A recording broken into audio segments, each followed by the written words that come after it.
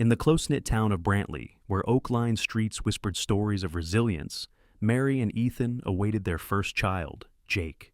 Mary, 28, with a warm smile that lit up any room, had dreamed of motherhood since she was a girl, sketching nursery designs in old notebooks.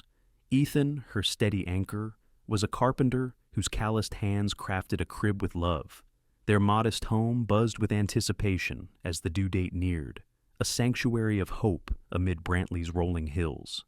At Brantley Community Hospital, a clean, unassuming building, Mary gripped Ethan's hand as contractions surged. The room hummed with quiet energy, soft beeps of monitors, the antiseptic scent, and nurses' gentle encouragement. Ethan whispered, "You're so strong, love," his voice steady despite the worry in his hazel eyes. Dr. Ellen Simmons, the obstetrician, exuded calm, her presence a balm to the room's tension. "Almost there, Mary," she said, her smile warm but focused. Hours crawled by, each contraction a step closer to meeting Jake. Mary drew strength from Ethan's grip, her breaths ragged but determined. Finally, Dr. Simmons announced, "Here he comes!" The room held its breath as she lifted the baby, but the expected cry never came. A heavy silence swallowed the air. Nurses exchanged glances, their movements swift but strained. Dr. Simmons pressed gently on the newborn's chest, her face shifting from hope to dread. "Is he okay?" Mary asked, her voice trembling, still breathless from labor. Ethan's grip tightened, his heart pounding. Dr. Simmons met their eyes, her own clouded with grief. "Mary, Ethan," she began, her voice barely above a whisper. "I'm so sorry. Jake, he didn't make it." The words landed like a physical blow. Mary's world tilted, a ringing in her ears drowning out Ethan's choked sob. "What do you mean?" she gasped, disbelief warring with despair. Dr. Simmons explained, her voice gentle but clinical. "Jake didn't get enough oxygen during birth. His heart couldn't recover." She handed the still perfect baby to Mary, who cradled him, tears streaming down her cheeks.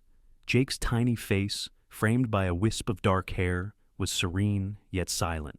The pain was a visceral ache, as if her heart had been carved out. Ethan wrapped his arms around her, their shared grief a fragile tether in the shattering moment. The next day, Brantley reeled from the news. Neighbors arrived with casseroles and hushed condolences, their faces etched with sorrow. Mrs. Perkins, an elderly widow from across the street, clasped Mary's hand. "He was so loved," she said, her voice thick. The words stung, their past tense a cruel reminder. Preparing Jake's funeral felt like a betrayal, choosing a small white coffin, arranging lilies, and selecting a gravesite under a young maple tree. Mary moved through it numbly, Ethan's quiet strength her only anchor. The funeral dawned under a gray sky, mirroring the weight in Mary's chest. In their living room, mourners gathered, their whispers blending with Pastor Thompson's solemn words. "Jake is with us in spirit," he said, his hand resting on Mary's shoulder. She nodded, but the words felt hollow. Holding the tiny coffin, she felt each heartbeat as a reminder of Jake's stillness. Ethan stood beside her, his jaw tight, fighting to stay strong. At the cemetery, the crowd followed in silence. The headstone, engraved with Jake, beloved son, stood beside the maple, its leaves trembling in the breeze. As the coffin began its descent, the mechanical hum pierced the quiet. Mary's knees buckled. "Why?" she whispered, tears soaking the earth. Then, in a moment of raw desperation, she screamed, "God, give me my son back!" A sudden rumble, like thunder from a clear sky, cracked the air. Everyone froze, startled by the impossible sound. Then, a faint cry, unmistakably a baby's, rose from the coffin, still halfway lowered. Mary's heart lurched. "Jake!" she cried, scrambling forward with Ethan. They hauled the coffin up, hands shaking as they pried open the lid. Inside, wrapped in his blanket, Jake stirred, his cries growing stronger. Gasps rippled through the crowd, shock giving way to disbelief. Mary scooped Jake into her arms, tears of relief mixing with laughter. "My baby," she sobbed, pressing him to her chest. Ethan, tears streaming, ran for the car, shouting for help. The cemetery, moments ago a place of mourning, buzzed with chaotic joy. Mourners wept, some praying, others staring in awe as Jake's cries filled the air. At the hospital, Dr. Simmons, her face a mask of astonishment, examined Jake. Nurses bustled, their earlier grief replaced by urgency. Mary and Ethan waited, clinging to each other, the community crowding the waiting room in shared hope. After what felt like hours, Dr. Simmons emerged, her expression a mix of wonder and confusion.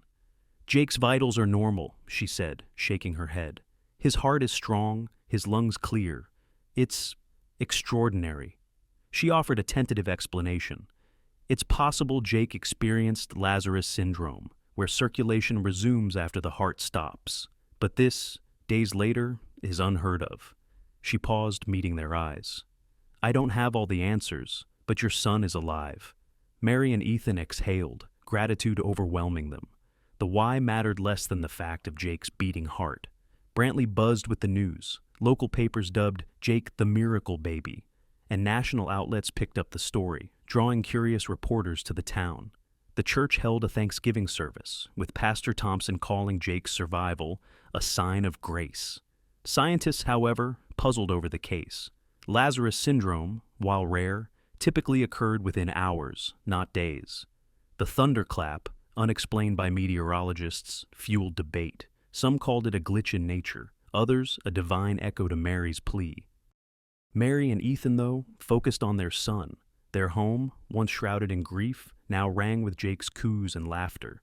Mary marveled at his bright eyes, so like Ethan's, and the way his tiny hand curled around her finger. Ethan, ever practical, returned to his workshop, carving a toy train for Jake's first birthday. Neighbors stopped by with gifts, their smiles a testament to Brantley's shared joy. The thunder remained a mystery, etched in the town's memory.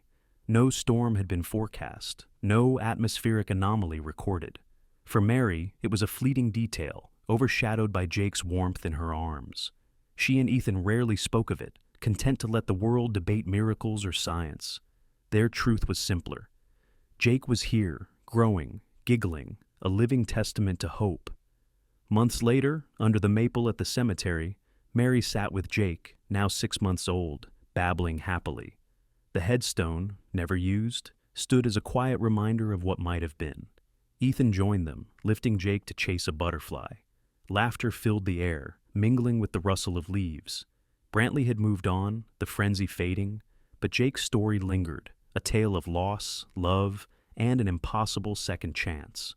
For Mary, every day with Jake was a gift. She tucked away her old notebooks, no longer needing dreams of motherhood.